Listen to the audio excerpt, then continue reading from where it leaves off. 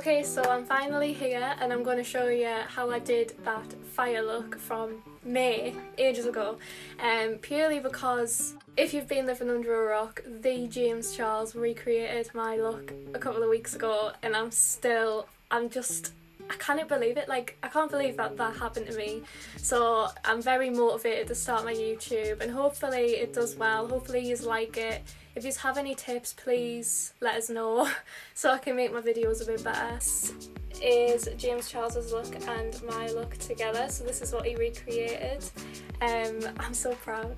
But to have like that recognition from like my idol was just like a dream come true. It's something I've been working towards for like 3 years. So please tag James Charles, and also I'm loving seeing all your recreations of my looks. They're absolutely amazing. Yous are all really talented. So keep tagging us so I can see them all and see what you're up to. So the main focus of this look is you want to rely on your texture, you want to rely on your pores and you know, the natural texture in your skin. You don't want it to be pretty, you don't want it to be blended, you want it to look a mess. So let's get started. So this brush is from the Morphe Brushes Madison Beer collection, and I used the black eyeshadow from the Morphe Brushes James Charles palette, which I used throughout this look, believe it or not. I am low-key obsessed with it.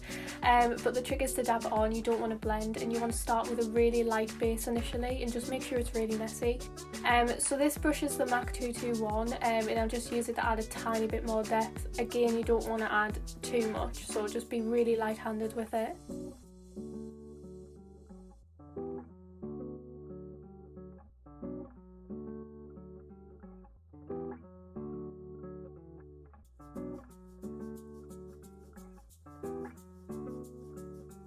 So this brush is the P. Louise 117 brush, and I'm using it to add the orange base. The orange base is the 518 colour from the James Charles palette. I realised as well halfway through I actually needed to add black lipstick first, so make sure you do that first. And this brush doesn't exist anymore, but any small brush will do. I'm going to go in with my Snazaroo paint in black to add very fine detail around the orange, so just do like really squiggly lines and use a really light hand with it as well. I darkened up the lip, as you can see, with the colour You're Hidden from the palette. It's just the same concept for the eyes as you did with the lips. I just wanted to talk about when I got that notification coming through that James Charles tagged us in a post. Honestly, I sat there and I just cried because it's something I've been working towards for years, and I'm such a huge fan of James, so it was like completely surreal to us. And like, I don't know, I'm still so buzzing about it, so I really wanted to do this video because everyone's asking us how I do it, so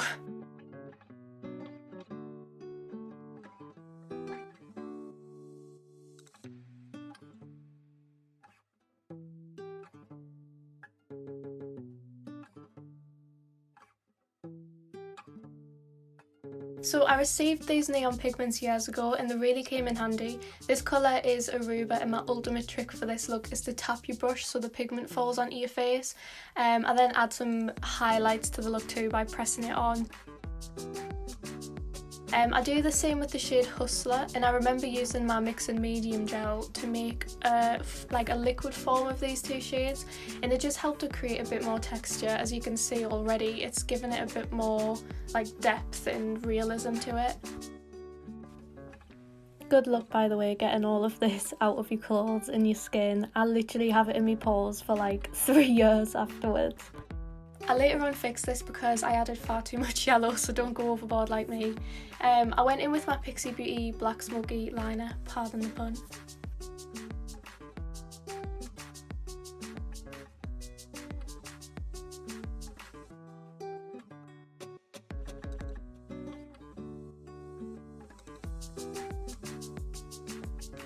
If you feel that there's not enough highlights, I went in with the Sheen Cosmetics Mellow eyeliner.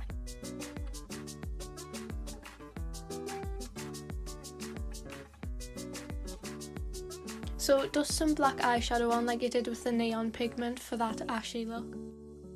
And there it is, all done. Thank you so much for watching. I really hope you enjoyed it, and I hope you learned some new things as well. Please tag us in your looks as well because I love seeing them. See you next time.